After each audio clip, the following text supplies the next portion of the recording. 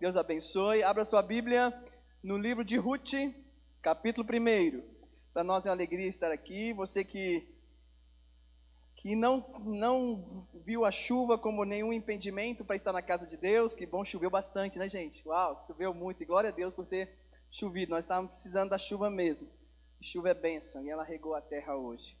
Essa música que vocês acabaram de ouvir, essa é a produção da nossa igreja, os meninos que fizeram, música linda, parabéns. Mateus, parabéns, Juninho. Eu sei que Deus tem muito mais para inspirar vocês e tantos outros aqui na igreja para que a gente possa estar compondo músicas. Amém, queridos? Deus abençoe. Ruth, capítulo 1. Esse mês nós estamos falando sobre o equilíbrio. Falamos no primeiro domingo sobre o equilíbrio espiritual, no segundo sobre o equilíbrio na família, no terceiro, domingo passado, foi falado sobre o equilíbrio relacional, o seu equilíbrio nas relações, e hoje eu quero falar um pouquinho, vou tentar falar para vocês sobre o nosso equilíbrio emocional. Como é importante nós termos uma vida emocionalmente equilibrada, e você vai entender isso. Mas antes de ler, eu quero manifestar a minha alegria também, a minha gratidão. Eu acho que foi o ano passado, o ano retrasado, eu fui tirar as minhas férias com a minha família em Fortaleza. Eu estava lá na praia de noite andando e eu conheci um rapaz que estava vendendo uns negocinhos lá, aqueles negocinhos de pulseira e tal. E eu comecei a conversar com ele, eu me apaixonei por ele, cara, e me apaixonei, comecei a falar de Jesus para ele. Falei do amor de Deus para ele, enfim.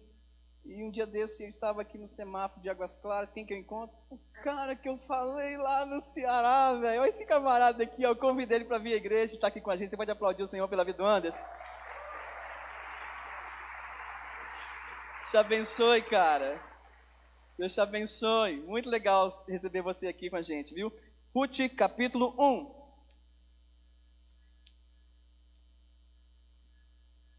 A partir do versículo 1. Você encontrou? Diga amém. Isso, se tem alguém perto de você que está sem Bíblia, convite para ler também com você. Nos dias em que julgavam os juízes, houve fome na terra.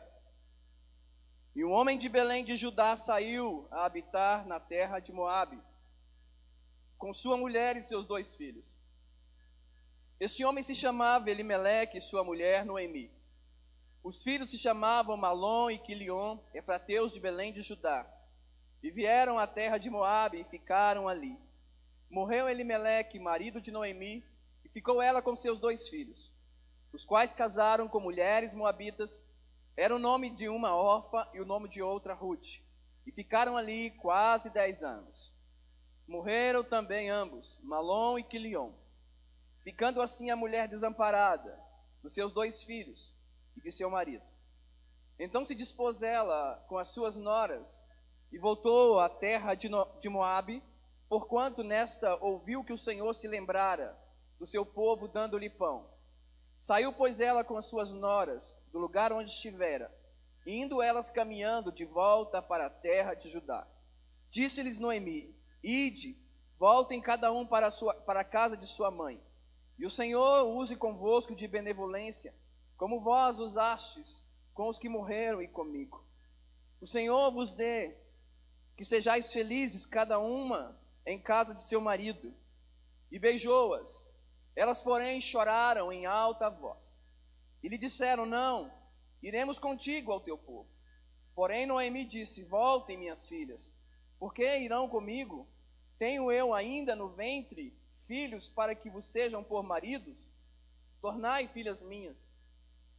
Vão embora, porque eu sou velha demais para ter marido. E ainda quando eu dissesse: tenho esperança, ou ainda que esta noite tivesse marido e houvesse filhos, esperariam até que viesse a ser grandes? Abster-vos-iam de tomardes marido? Não, filhas minhas, porque por vossa causa a mim me amarga o ter o Senhor descarregado contra a minha mão. Então de novo choraram em alta voz. Orfa, com beijo, se despediu de sua sogra, porém Ruth se apegou a ela. Disse Noemi: Eis que a tua cunhada voltou ao seu povo e aos seus deuses. Também tu volta após a tua cunhada. Disse, porém, Ruth: não insista comigo para que te deixes e me obrigue a não seguir-te, porque onde quer que fores, irei eu, e onde quer que pousares, ali pousarei eu. O teu povo será o meu povo, o teu Deus será o meu Deus. Onde quer que morreres, morrerei eu, e aí sairei sepultada. Faça-me o Senhor o bem que lhe aprouver. Se outra coisa que não seja a morte me separar de ti. Vendo, pois, Noemi que de todo estava resolvida a acompanhá-la, deixou de insistir com ela. Então ambas se foram até chegaram a Belém. Sucedeu que ao chegarem ali, toda a cidade se comoveu por causa delas. E as mulheres diziam: não é esta Noemi? Porém ela lhes dizia: não me chameis Noemi, chamem de Mara, porque grande amargura me tem dado Todo-Poderoso. Ditosa eu parti, porém o Senhor me fez voltar pobre. Porque pois me chamareis Noemi, visto que o Senhor se manifestou contra mim e o Todo-Poderoso me tem afligido? Assim voltou Noemi da terra de Moabe com Ruth, sua nora, a moabita, e chegaram a Belém no princípio da cega da cevada. Fecha seus olhos, vamos orar. Pai, em nome de Jesus, nós oramos mais uma vez, adoramos o teu nome. Senhor, obrigado pela tua palavra, pela leitura da tua palavra. Quero, Senhor, te pedir que o Senhor fale aos nossos corações, mesmo com a minha dificuldade, a minha fragilidade. Senhor, como vaso de barro que somos, peço, Senhor, que tu venha nos usar para falar ao teu povo, para falar à tua igreja, e que nesta noite, Senhor, haja cura, haja transformação, haja salvação, para louvor e para a glória do teu santo nome. Quantos podem dizer amém? Queridos, palavra de Deus. E eu sei que é muito difícil nós termos uma vida, ou nós mantermos uma vida equilibrada.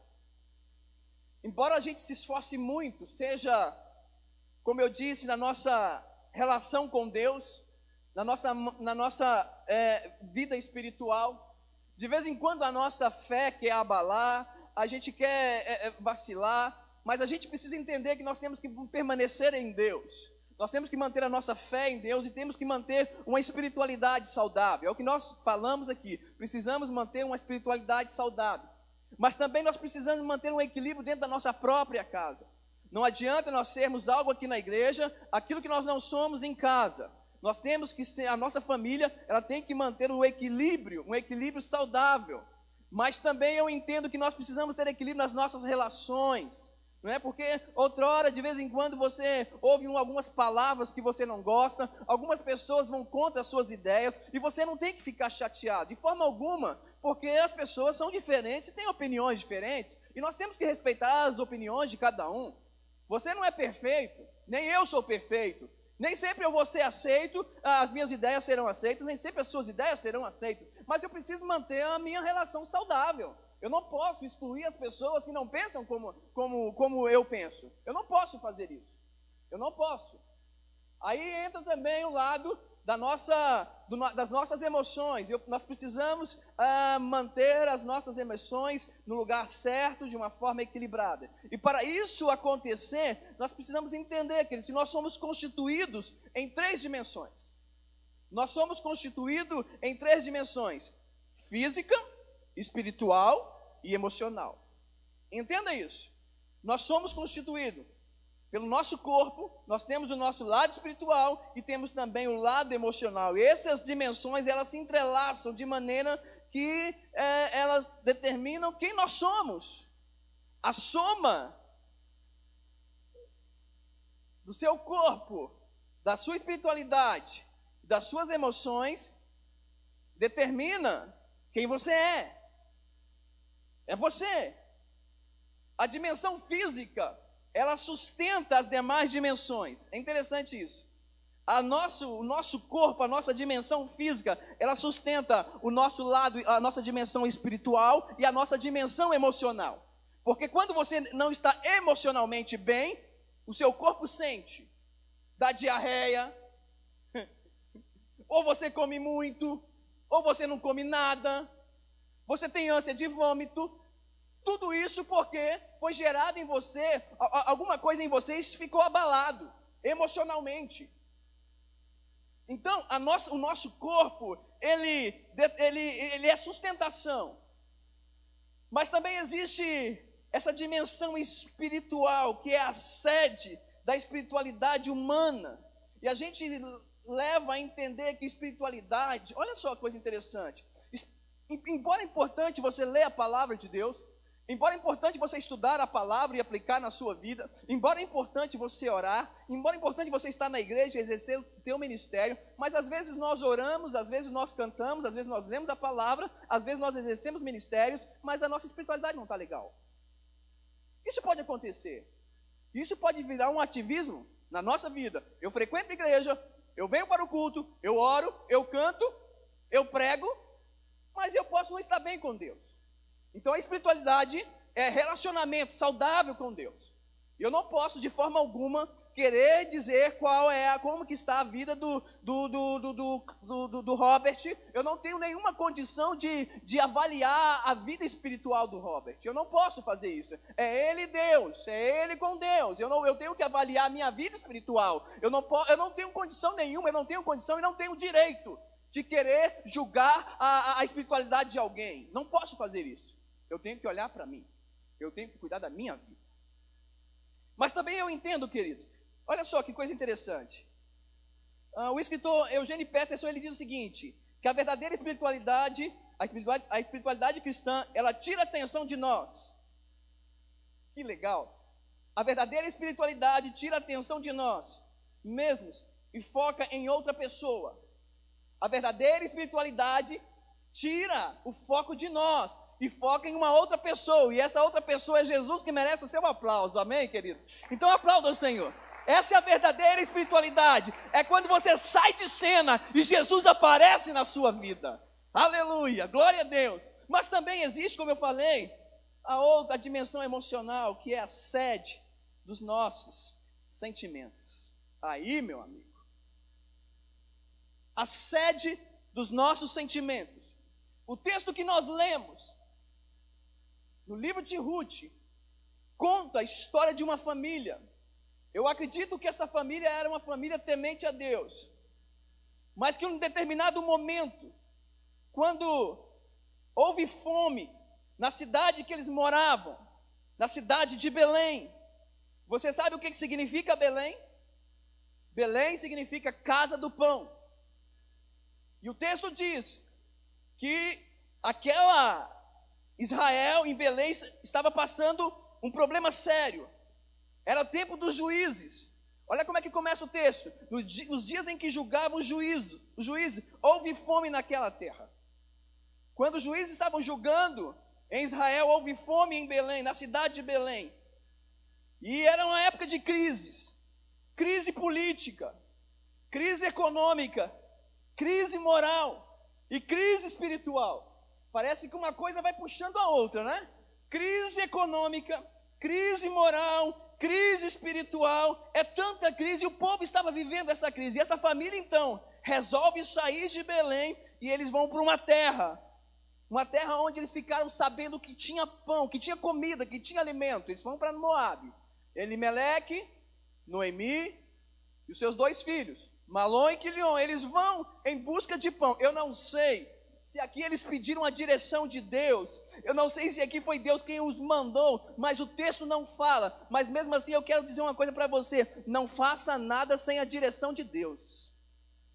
Não faça nada sem buscar uma direção de Deus. Pastor, eu tenho buscado uma direção de Deus. Meu querido, enquanto o seu coração estiver duvidoso, enquanto o seu coração estiver aflito, enquanto o seu coração não estiver em paz, não tome nenhuma decisão. Você só vai tomar decisão quando você orar, você buscar Deus e o seu coração estiver em paz e Deus começar a abrir as portas. Amém, queridos? O texto está dizendo que eles saíram, eles foram para Moabe. Lá os filhos de Elimeleque e Moabe se casaram. Um casou com Ruth e o outro casou com Orfa. Só que passaram-se alguns dias. O texto fala que Noemi ele perdeu o seu esposo. Queridos, Não é fácil você perder alguém que você ama. Talvez quase 100% aqui já perderam. Vocês já perderam pessoas que você amava. E isso gerou lágrimas. Isso gerou, de certa forma, em algumas pessoas, inseguranças. E as suas emoções, então, ficaram abaladas. Imagine essa mulher, ela sai de um lugar, ela vai para uma terra estranha, o seu marido morre. Imagine como que ficou o coração, a mente, o sentimento desta mulher. Passaram-se 10 anos, os 2 filhos também morrem. Que tragédia! Eu acredito que a vida emocional dela ficou abalada. Eu acredito que a vida espiritual dela ficou abalada. Eu acredito que a vida física, que é a sustentação das emoções e da vida espiritual, também ficou abalada. E ela então perde o marido, ela perde os 2 filhos, ela fica viúva e com 2 noras, também agora viúva. No versículo 20 e 21 que nós lemos, se você puder passar, por favor, coloque. Noemi, ela diz: não me chamem mais de Noemi. Noemi significa feliz, uma coisa mais ou menos assim, vida feliz. E ela fala: olha, não me chamem mais, não digam mais que eu tenho uma vida feliz. Me chamem agora de Mara, que significa amarga, porque agora há uma amargura. Ela está declarando, ela está falando, ela está expondo. É interessante também, eu acho aqui uma qualidade, que ela tenha coragem de expor o que ela estava passando, querido.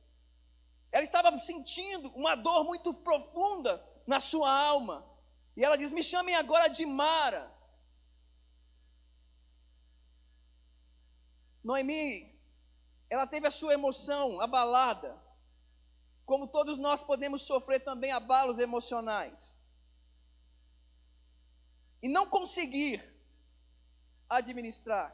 Quando a gente sofre, quando as nossas emoções elas são abaladas, se a gente não consegue administrar, a gente pode criar problemas seríssimos. E esses problemas podem alcançar as outras dimensões. Entenda isso. Se eu não conseguir administrar as minhas emoções, isso pode causar problemas nas outras dimensões, seja ela espiritual ou física. Agora, uma coisa interessante, queridos. Para a gente falar de um emocional ou uma espiritualidade emocionalmente saudável, não tem como falar de uma espiritualidade emocionalmente doentia. Eu quero que você entenda isso.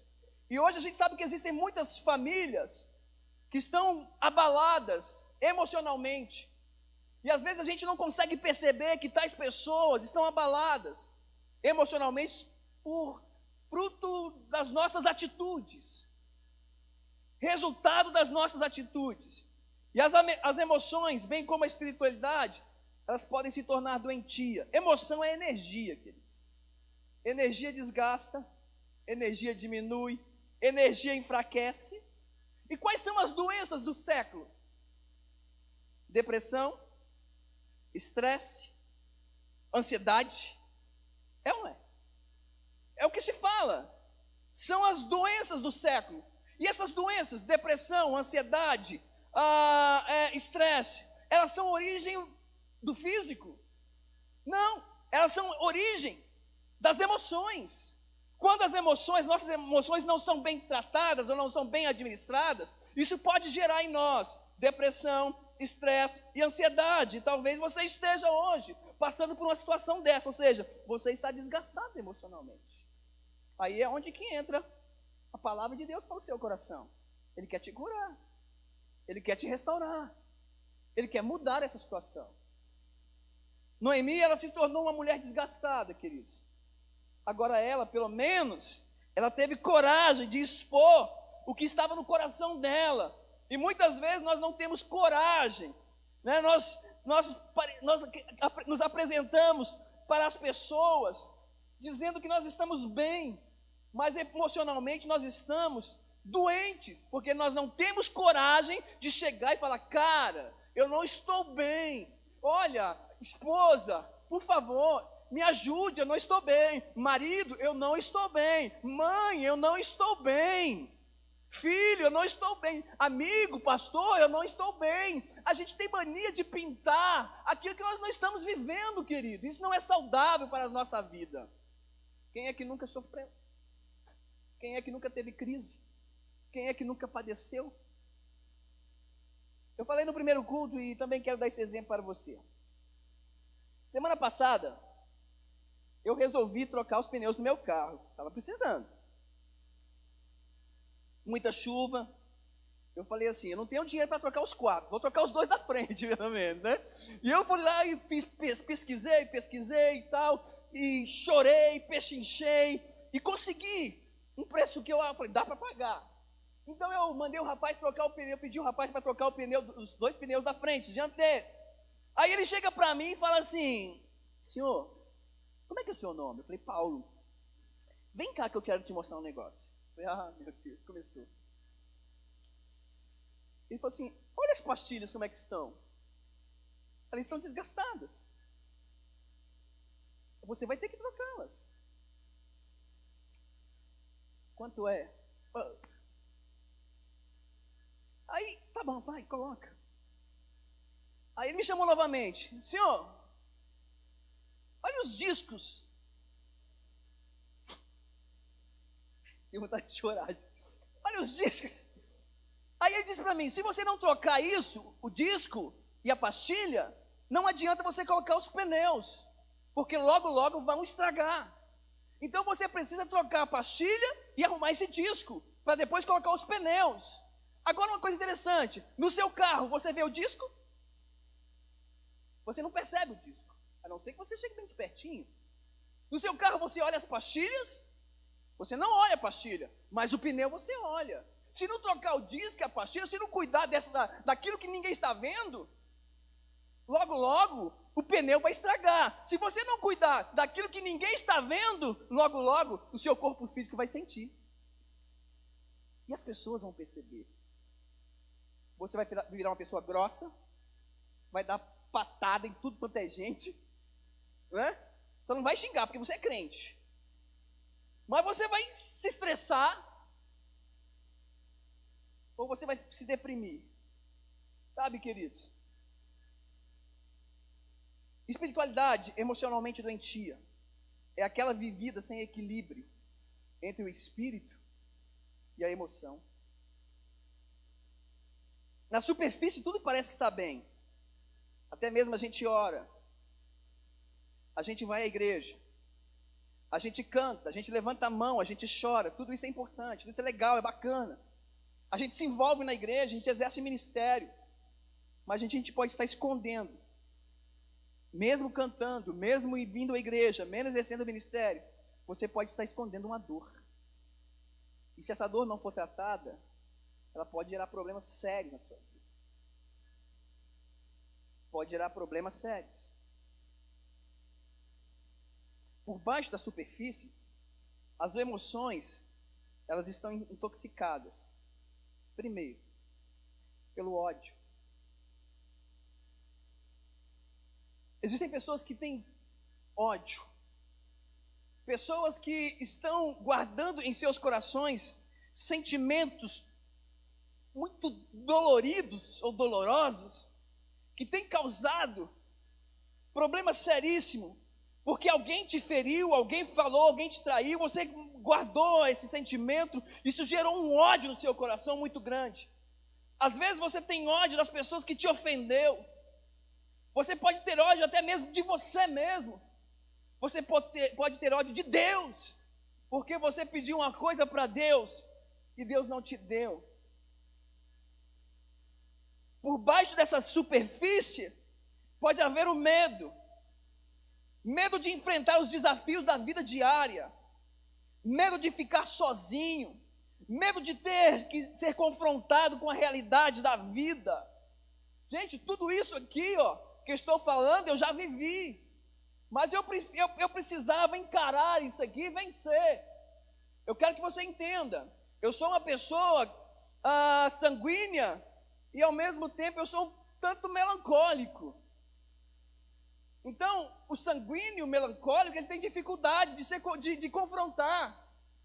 Porque isso gera nele uma instabilidade emocional muito grande. E por muitos anos eu fugi de confrontar pessoas. Mas eu entendi que Deus me chamou para ser pastor e eu precisava confrontar as pessoas. E eu tinha dificuldade, eu via algumas pessoas errando e eu tinha dificuldade em chegar e confrontar e corrigir. Eu como pastor e as pessoas como minhas ovelhas. Mas Deus chegou para mim e falou: cara, você precisa mudar isso, você precisa crescer, você precisa amadurecer, você precisa ser forte nas suas emoções.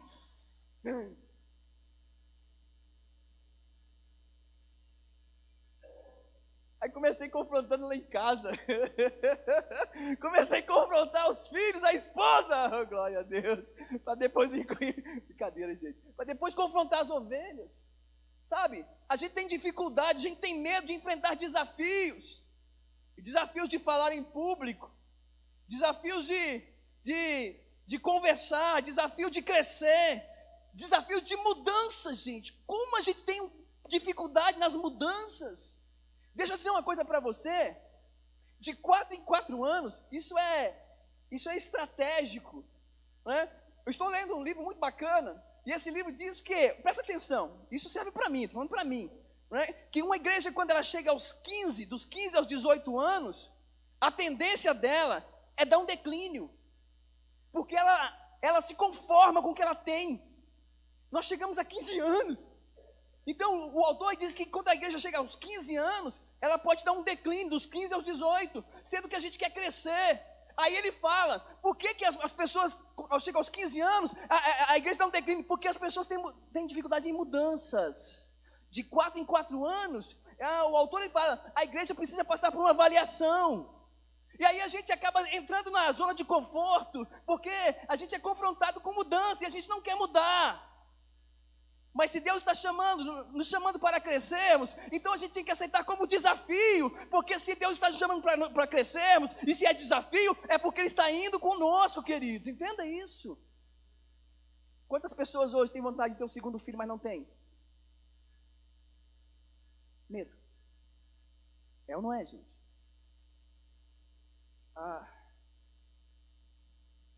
Crise, escola, um quarto a mais, uma cama a mais, uma boca a mais.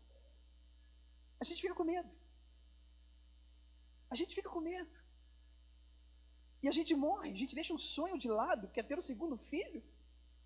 Se você conversar com minha esposa, ela vai falar assim, 2 é pouco, você tem que ter 3, de 3 para cima. E a gente fica com medo. Isso mexe com a gente, queridos. Sentimentos, escondemos sentimentos de culpa. Às vezes a gente erra, a gente falha, e a gente fica se culpando. Sabe, queridos, deixa eu dizer uma coisa para você. Quando você se sente culpado, você pode recorrer a Jesus, confessar o seu pecado, o seu erro, porque Ele te perdoa e te purifica de todos os seus pecados.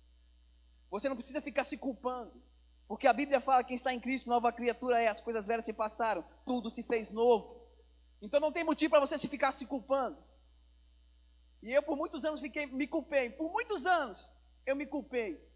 Eu me senti culpado, e todos os anos, naquela data, eu chegava e pedia perdão. Já contei isso.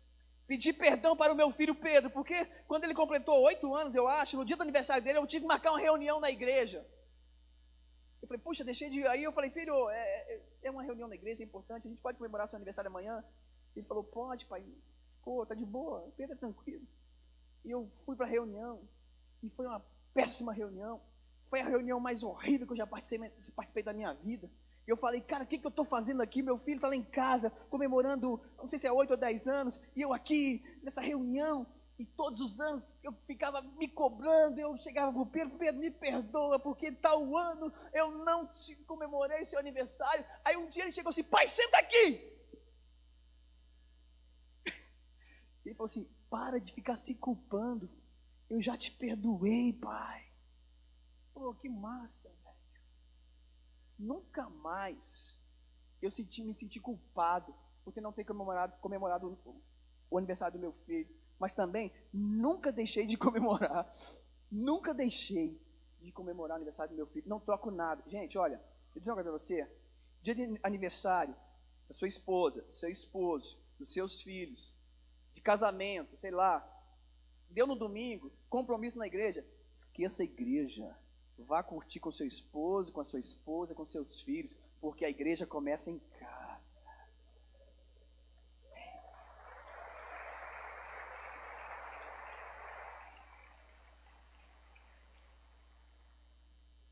Aleluia. Tem jogo do Flamengo, desliga a televisão, rapaz. Vai comemorar o aniversário da sua esposa, cara. Queridos, as tragédias do passado podem produzir grande amargura em nossa alma. O que Noemi passou, isso gerou amargura na alma dela. Ela partiu de Belém, feliz, voltou amarga. Em 10 anos ela perdeu o seu esposo, os seus filhos, os seus bens. Ela muda de nome, ela agora se chama Mara. Os problemas da vida podem azedar a nossa alma, podem roubar os nossos sonhos. Noemi, ela perde a razão de sorrir. A felicidade que havia em Noemi fugiu de sua vida, e ela começou a amargar uma tristeza sem consolo, e uma dor sem cura. O peito dela doía, pelas perdas físicas, pelas perdas. Isso gerou uma dor muito grande na sua alma, nas suas emoções. E ela então ela troca de nome. Eu quero dizer para você, você não precisa trocar de nome para superar seus traumas, para ter suas emoções curadas ou fortalecidas. Você só precisa saber quem você é em Deus. Você não precisa mudar de nome, querido. Você só precisa saber quem você é em Deus. As tragédias do passado podem embaçar nossa percepção espiritual. Noemi, ela coloca a culpa em Deus. Ela diz: cheia parti, porém vazia o Senhor me fez tornar. Quando nós estamos abalados emocionalmente, isso pode gerar um desconforto espiritual. Você pode achar que é Deus que está agindo em seu desfavor. Deus jamais irá agir em nosso desfavor. Jamais. A Bíblia diz, e nós cremos na palavra de Deus, que todas as coisas cooperam para o bem daqueles que amam a Deus. Aleluia. Glória a Deus. Aí eu faço uma pergunta para você. Por quais circunstâncias você adora a Deus? As tragédias que nos atingem não têm a última palavra na nossa vida. Por mais que você possa sofrer dores, perdas, mas essas tragédias não podem sentenciar a sua vida, querido. As tragédias que você passou não podem sentenciar a sua vida. As perdas, os erros que você cometeu não podem sentenciar a sua vida, entenda isso. Existem muitas pessoas hoje que estão sofrendo até hoje, se culpando até hoje, achando que a sua história terá um fim triste, trágico. Quem disse isso? A última palavra, quem dá em seu favor, na sua vida, é o próprio Deus, aquele que te criou, aquele que te formou. Aleluia! Louvado seja o nome do Senhor. Noemi, então, no versículo 6, ela fica sabendo que lá em Moabe, ela estava em Moabe, ela fica sabendo que lá em Belém, na casa do pão, Deus visitara o povo. E eles começam então a produzir, e eles começam então a se alimentar. Noemi, então, ela volta sem o seu esposo, ela volta sem seus filhos, ela volta com um sonho frustrado de um dia ser avó, ela volta. Mas eu entendo, querido, que mesmo com essa dor, com essas perdas e com as suas emoções abaladas, Noemi, ela começa então a ser restaurada, porque quando ela fica sabendo que Deus visita o seu povo, isso é gerado no coração dela uma esperança, um ânimo de ter uma nova vida, é gerado uma nova perspectiva de vida, mesmo com suas perdas. Ela olha para o seu passado, ela olha para a sua origem, e ela entende que a sua vida pode mudar. Ela não fica parada no tempo dizendo: perdi o meu esposo, perdi os meus filhos, e aqui eu vou morrer, e aqui eu vou perecer, e a minha vida será amarga, e aqui eu não vou conquistar nada. Ela fica sabendo, então ela volta os seus olhos para Belém, e é aceso no coração dela uma esperança, uma perspectiva de uma nova vida, de uma restauração para ela. E isso começa quando ela resolve então voltar, e a sua nora, que texto lindo, chega para ela e diz assim: não insista comigo para que te deixe, me obrigue a não seguir. Que cura, gente. Eu fico imaginando que cura começou a acontecer na vida de Noemi, quando a sua nora chega para ela e fala: olha, não insista que eu vá embora, deixa eu ir com você, não me obrigue a te seguir, e me obriga a não te seguir, porque onde quer que fores, irei eu, onde quer que pousares, pousarei eu. Olha o que ela diz: o teu Deus será o meu Deus. Aquilo já começou a gerar algo de transformação, de cura na vida de Noemi. E ela então volta para a sua casa, ela volta para o seu povo. E ali começa uma história muito linda, porque as tragédias do passado, elas não são permanentes, queridos. A crise, ela não dura para sempre. Oh, aleluia, diga para a pessoa que está do seu lado: a crise não dura para sempre.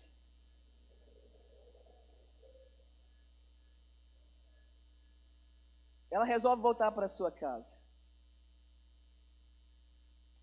O seu passado, as suas dores, não impedem Noemi de ser uma pessoa feliz.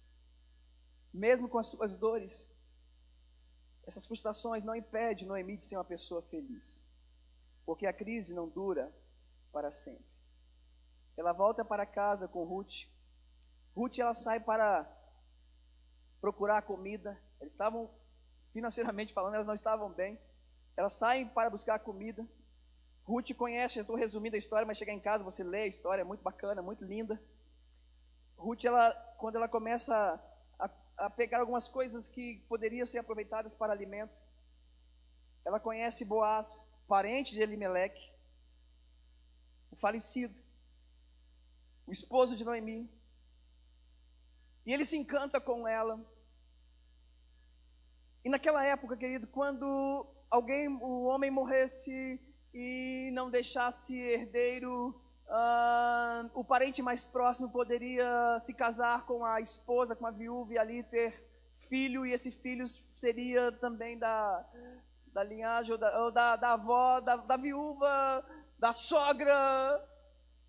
E Boaz se encanta com Ruth, Ruth se encanta com Boaz. Havia um remidor, o nome é remidor, um parente mais próximo de Elimeleque. Boaz espera. Esse remidor, ele abre mão de se relacionar com Ruth. Boaz então se relaciona com Ruth. Ele tem um filho. Esse filho se chama, está na Bíblia, eu até falei, Pérez, Obed. Vamos lá para o último capítulo. Obed. Esse filho se chama Obed. E sabe quem cria essa criança? Noemi. Noemi a tem como aquele neto que ela não teve. E aquele neto não gerou só alegria no coração dela, mas Obed, diz o texto do capítulo 4 de Ruth, no versículo 17. A Noemi nasceu um filho, e lhe chamaram Obed. E Obed foi pai de Jessé. E sabe quem foi Jessé? Pai de Davi. Aleluia. E sabe quem foi Davi? O rei de Israel, que da linhagem de Davi surgiu Jesus. Aleluia. Queridos, pastor, o senhor falou que eu preciso ter uma emoção equilibrada. As minhas emoções precisam estar equilibradas. Quais são os passos que eu preciso fazer para superar ou para vencer? Primeiro, se há ódio no teu coração, o remédio é o perdão, não tem outro remédio. Então perdoe aqueles que te ofenderam. Você vai falar, pastor, mas é muito difícil. Pode ser difícil, mas você tem auxílio. Você pode depender do Espírito Santo para te ajudar. Para o medo, o remédio é buscar fé em Deus, é ter coragem. Para os sentimentos de culpa, o remédio é promover o perdão a si mesmo pelo erro cometido. Você pode sim falar, eu me perdoo, eu me perdoo, e perdoa, porque Cristo já te perdoou, Cristo já te perdoou, aleluia. Para os sentimentos negativos e impuros, o remédio é buscar a renovação da sua mente e pensar nas coisas que edificam a sua vida. Como viver então, pastor, uma vida emocionalmente saudável? Se relacione com Deus, querido. Você não precisa ser aquela pessoa perfeita, mas você precisa ser sincero diante de Deus. Você precisa agir com sinceridade diante do Senhor, buscar o Senhor. Você precisa aprender a se relacionar com Ele. Reconheça quem você é, com as suas falhas, com as suas qualidades, mas saiba também quem você é em Deus. E você em Deus, você é filho de Deus. Aleluia. Dependa do Espírito Santo. É Ele quem vai promover em você, é Ele quem vai te fortalecer, é Ele quem vai te dar graça, é Ele quem vai te confortar, é Ele quem vai te consolar. Cuide da sua vida, cuide, deixe que o Espírito Santo controle a sua vida, molde a sua vida, te fortaleça e amadureça emocionalmente. E para nós amadurecermos, querido, nós precisamos passar por provas, nós precisamos passar por deserto. E é justamente aí que quando você passa por prova, você passa pelo deserto, que você sabe como que você está. Se você está maduro ou se você ainda está imaturo, emocionalmente, espiritualmente. Deus está te chamando nesta noite para curar as suas emoções. Aí você pode falar assim, pastor, onde eu encontro essa cura? Evangelho de João, no capítulo 6, versículo 35. Você sabe onde foi que Jesus nasceu? Jesus nasceu na cidade de Belém. Belém significa casa do pão. E Jesus ele chega e fala, eu sou o pão da vida. Aquele que vem a mim não terá fome.